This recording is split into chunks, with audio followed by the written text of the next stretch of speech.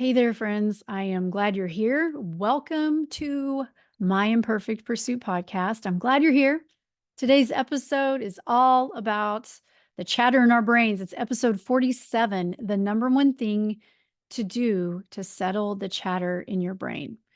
So it's nothing new to realize that our culture is just flooded with endless distractions, endless things to do. I mean, we are busier than ever in our culture today. The crazy part about that is we have more modern inventions to help us actually cut down on those things that are time consuming. I mean, for example, the dishwasher, an incredible invention. It washes a bunch of dishes. It helps cut down on the task of washing a bunch of dishes, especially after a large gathering or meal. Think about our clothes washers and dryers, saving an immense amount of time by those inventions, but yet we feel more stressed for time more than ever. I mean, computers even cut down on time, on tasks, but we find ourselves on computers even more. But thinking about not just even going into the problem solving that computers can do and all the work that computers can do for us, but even just basic typing. I mean, back in the days of those of you, if you remember ever writing on a typewriter, the typing itself was pretty fast. But if you made a mistake and had to correct it, all that, it took a little more time than it does on computers today. I mean, I could go on and on talking about all the inventions that have helped us save time, but as a society, we feel more stressed and we feel like we have less time than ever. And the busyness I'm talking about, though, is the chatter in our brains, right? More and more people are having a hard time falling asleep due to stress and things like that. According to a report done by CBS News, 1 in 5 Americans struggles with going to sleep. That's a lot of people. We have a lot of Americans, and 1 out of every 5 admit that they have struggles with going to sleep. And a lot of this is attributed to stress. And even here, like think about our habits. Half of Americans are on their phones before bedtime. And then nearly a third of the Americans fall asleep while the TV's still on. And I'm going to tell you, I'm not pointing fingers because I've been guilty of both. It is very tempting to pick up the phone before you try to go to sleep, to check Facebook one more time, to check on that order, whatever it might be, whatever reason makes you pick up the phone. We've all been there. And it can be very detrimental to our sleep when we do that. And in fact, when I was a middle school counselor, as well as when I was an elementary counselor, I would do classroom lessons where I would teach the students about good and healthy habits. And one of those habits was staying off your phone before bedtime or any electronic device. Because, I mean, this is no new knowledge, but the light that's emitted from those electronic devices tricks our brains into thinking it's daytime. So it's harder for us to fall asleep. And some of us go to bed exhausted, but then we plop on the phone or whatever electronic device and we're tired. And I said, I'm tired. I don't even know why I'm on this thing. I've been there too. I'm like, I was going to come to bed and I got sucked into something on Facebook or something on my phone. And before I know it, 30 minutes has gone by. And then not even talking about what our brain is, confused because of all the light emitted from those devices that tells our brain it's still daytime. So it has a hard time shutting down. So not only do we struggle with going to sleep and shutting our brains down at the end of the day, but what about during the day from sunrise to sunset? I mean, during one of my one-on-one coaching sessions recently, a client of mine, she talked about how hard it can be to settle her brain, to focus on the tasks before her. She's working on goals to accomplish more during the day. She's about to be an empty nester. And she said, I have most of my kids are out of the house. I have more time than I've ever had. But yet I feel like I'm getting less and less done because she feels like her brain can't settle down long enough to get the tasks completed. And she's fed up with it. She's done with it. She wants to get tasks completed. It's things that she wants to get done and things that she feels like needs to get done in order for the things to run smoother in her life. But she just can't quite settle the chatter or get her brain settled. Her brain feels very unsettled. And I can relate with her, right? I know how she feels. I've been there. And you might be tuning in because whatever it is, you're like, oh, I just want to know the quick fix, Carrie. Come on, tell me what I need to do. Give me the checklist because I'm tired of feeling unsettled. I feel like my brain is all over the place. It's coming unraveled and I can't focus on anything. So what do I need to do? I feel scatterbrained. I'm sick of it, all that stuff. But here's the problem with that, or I actually should say the solution. Whatever had you tune in today, I want you to listen.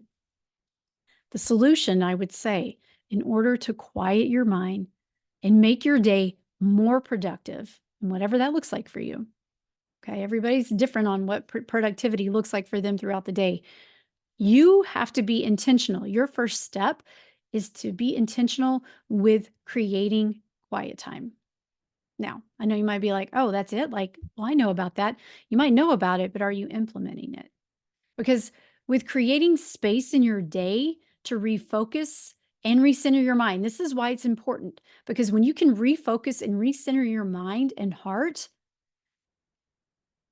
it it works wonders. For me, as a believer, that looks like making time in the morning to pray, to read scripture, to reflect, and then to look over my to-dos for the day, to look over my schedule, to kind of carve time out for this or that. And I do it in that order. Pray, read scripture, I reflect, and then I what are my to-dos? What is my schedule like today? And it honestly takes anywhere from 10 to 20 minutes when it's all said and done. It just depends on the day. Some days I go in with a heavy heart and I really need to sit with God a little bit longer, and that's okay. And some days I've noticed, okay, I have less time this morning to do this, and that's okay, but I still carve out that time. I create that margin in my life for quiet time. So it just depends on what's going on in my heart and mind. But all this begins to quiet the chatter in your brain, to bring what we call scatterbrain back to a part where you feel you can concentrate on things more and you don't feel like your brain is so unsettled, that your heart is so unsettled. It begins by creating margin in your life for God, for spacing out some time to sit and talk to Him, to read scripture, to be curious about the scripture, maybe even dive in deeper what the scripture says if needed. Priscilla Shire said that margin keeps us from marginalizing God. Creating margin in your life can keep you from marginalizing God. So, margin for rest, for downtime, for taking time to just sit and talk to God. I mean, if you minimize your time with Him, then you're going to minimize His impact on your life. It's just, they go hand in hand. If you want Him to do things in your life and to make your life more peaceful, you've got to talk to Him. You've got to spend time with Him, because if you lean in closer to God, He will lean in closer to you. So think about it. Think about the conversations that maybe you've had with somebody, or you've overheard, or you're in a group and you hear people talking about how tired they are, how overwhelmed their minds and their hearts and their bodies are. They're exhausted in all the ways they could possibly be exhausted, and they can't concentrate. I mean, it's ironic. They're so tired, yet their brain is on overdrive. And they're trying to figure out, how in the world did it get to this point? I mean, if you really think about how many conversations you may have been a part of or overheard, how many times do you feel like it's almost impossible to focus or rest? Is it hard for you to really sit and just have downtime and rest? Think about that. So, the chatter in our minds, the endless thoughts, can lead us to feeling exhausted, and then then taking no action on anything. Inaction is the word of the day for us.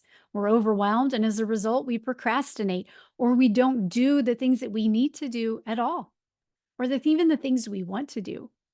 So that leads me to step two. So, step one is creating that margin in your life for God, for Him to show up and show you ways. Now, He may not say, okay, this is what you got to do today, and this is how it's all going to work. But I guarantee you, He will speak into your life in some form or fashion. By having that quiet time with God, will that eliminate the coworker that is rude? No. By having that quiet time with God, will that mean that the traffic on the way to work is just going to clear up, or that you're suddenly going to love the pickup or drop off line at your kid's school, or that the wayward son or daughter is going to walk back in the door? Not necessarily, but it's going to allow you to show up in a better way. It's going to allow that chatter and the endless talk in your brain of all the things to do. And if you don't get them done, what it means, it's going to quiet it. So, step one is important. You have to do step one. And then step two is to plan your day. Take 5 to 10 minutes to look over your day schedule and see what's ahead of you. It can be very easy. Be like, well, no, I'm really good at remembering what my schedule is. But I'm just telling you, it can be very easy to forget from one day to the next what is coming up. And if you do the phone thing, if you're like, I don't do paper planners, I look on my phone, just you can open your phone up and look at it. What appointments do you have set up in your phone? Take time to write down what is coming up. And the reason I say write down is because even though you might have typed it in your phone, or maybe you had sent an automated reminder and it automatically uploaded to your Google or your Apple phone, whatever calendar you're using, when you write it down, it actually registers differently with your brain. The action of writing actually, it does something to your brain to help you remember it better. How many of you, after you write something down, you tend to remember it better? Maybe not perfectly, but better than when you never wrote it down at all. So get it written down. Get yourself a simple planner. Write down for the day what is coming up. And if you have time, and I encourage you to take the time to look over not just like, okay, for my day to day, but what is coming up for me in this next week? And then maybe in the next 2 weeks, or if you're starting a new month, okay, what's coming up this month? And that allows you to see, okay, 3 Thursdays from now, this is what's coming up. And I need to make sure I have that jotted down. It just helps those surprises, that anxiety that can set in when the unexpected or we forgot about something kind of moment, it can allow that to not happen as much. Does it mean it's a perfect system? This is not a perfect system. But what I'm saying is a better system. And it's a system that can help you get on a better track. And then also, by taking the time to look at your days, your weeks, and maybe your month at a glance, give yourself a chance to look at what is unnecessary in your life. What have you said yes to that needs to be taken off your plate? Maybe it's something you said yes to 3 years ago and it's just been there and you just keep doing it, but yet you add more and more to it. That one thing was great, but now you've added 6 or 7 more things. And before you know it, there's a lot on your plate. It is not a bad thing to help out and volunteer and say yes. But when good things can even become bad things, especially when they become detrimental to our mental and our physical health. When you are so overwhelmed and exhausted at the end of the day because you said yes to this and yes to that, and then there's all the other stuff you need to get done. Got to go to the store, got to pick up the kids. I've got to be at work a little later today because of a big project, whatever it may be. You've got to create that margin in your life so you have more downtime. So you're not going to bed so exhausted that you can't fall asleep. How ironic is that? Have you ever been there?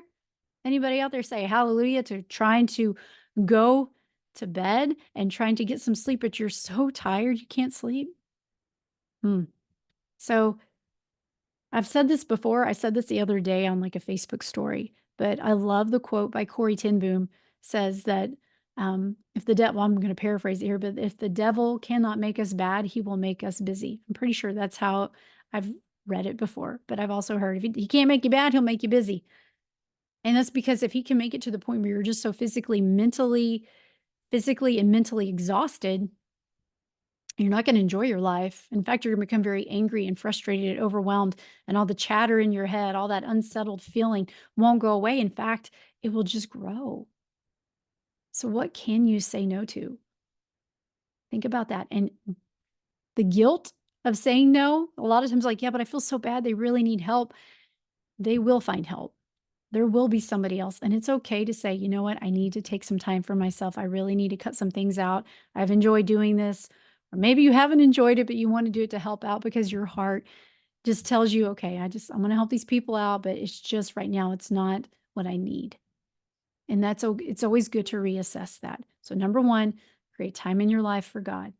Talk to him. You don't have Some of us feel like it has to be so formal. We have to talk to God a certain way, especially those of you out there. If you are not used to talking to God and praying to him, and you don't have to just have like a formal prayer. You can just talk to him like you're sitting across from him having a cup of coffee.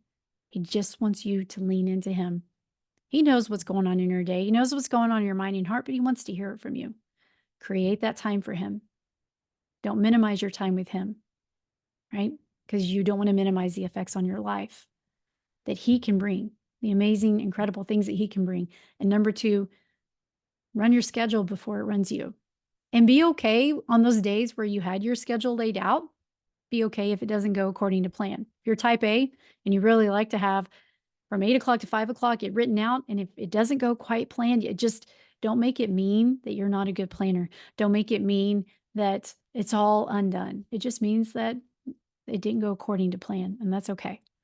So that might be something that you might need to work on as well. And these are all, guys, this is a great way to cut down on your stress. Another way to cut down on stress and the scattered feeling in your brain is to create time for downtime and fun. Rest, downtime, and fun are incredible ways to combat stress, to combat fatigue, because we don't do enough of it. As you guys know, fun does not just land in our laps and say, okay, let's go. We have to plan it. Same thing for downtime and rest. These are all incredible tools to help you live a healthier and happier life. Not the happiest and healthiest, but a better way of it, a better approach. So take time to look over your daily schedule and even carving out time once a week or even once a month just to see what's ahead of you. And it can also help you feel less overwhelmed, and it can also help you see what can I eliminate from here. And why is this important? Why is this quiet time important? I mean, I'm going to keep going back to step one. You think about it. Even going back to scripture, going back to the Bible, Jesus even sought out solitude and quiet during his short time on earth. He had to have that time. He needed to have that time to pull away from the crowds, from the disciples, in order in his ministry to even talk to God so he could show up better, to show up. He did show up perfect. He was perfect, but he needed that time with God still. And if somebody walked the earth that was perfect and they still have to have that time with God every day, you bet we need it as well. And that could help settle his mind. That could help get him recentered as to what he needed to do moving forward. I mean, this is not intended to make you feel bad or, well, it's something else I have to do. Now she's saying, got to have quiet time. I got to carve it out. And you'll know when it's best for you. A lot of people, it's in the morning. Some people take their quiet time in the middle of the day. Some people do it at the end of the day. You know what works for you, but you need to carve that time out.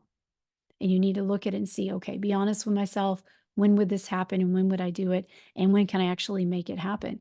And if you're good for 3 days and you skip a day because you forgot about it or skip a couple, it's okay. You just get back into it. It's all right. It's not something you need to make yourself feel bad or guilty for, right? So these are things to help improve your everyday life. Meet with God and settle your mind. And once you make a habit of it, here's the deal. Once you make a habit of it, I'm going to warn you, you're going to notice that you need it and you crave it. You'll notice the days that are, I woke up late and I didn't get to have my quiet time. And you'll notice that the day is a little bit different, or maybe it's a lot different, but you'll need it and you'll crave it. You always did. Now you're just aware of it. And if you find yourself struggling with finding peace, you're doing all the things, but you're still just, you feel like your life is on this constant, hamster wheel and you can't get off. You want to enjoy your days rather than dread them.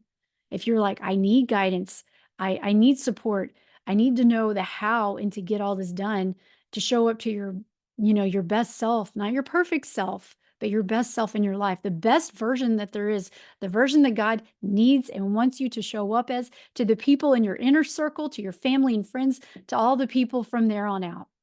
Those are the people that will be affected by how you show up, and that's how he wants you to show up.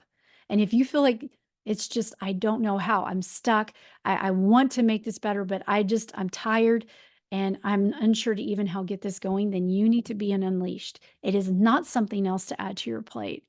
In fact, it's something that's going to allow you to find support, to find tools, to find guidance, and a safe place, a safe container for you to show up and be there and learn all these things that will allow your life to run in a more peaceful sense. Not perfect, right? But allow you to create a life that just brings your best self out.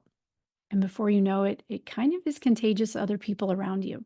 So there's still time to register. We start this Thursday, January 25th. I would love to see you in there. It runs for 4 weeks and it is going to be so good. I'm so excited about it. I will attach a link in my show notes for those of you that are interested. Or you can go over to Instagram and Facebook and you can find me there. And then when you go there, go to the link in my bio and you will see a spot where you can click on information to register for Unleashed. I'd love to see you in there. And if you're not on my email list, get on my email list because not only do you find out what's coming up with my coaching program, not only do you get good notes of hope and encouragement, but my email subscribers and only my email subscribers get special pricing on things like Unleashed. They have a special price just for my email subscribers. So I'd love to see you in my emails, on my list, and I'd love to see you Unleashed. This is a chance for you to uncover courage that you already have, to find it, to quiet that noise of doubt, and to heal in a very safe container and for all of this to take place in. So I'm glad you're here. Thanks for tuning in. And until next time, friends.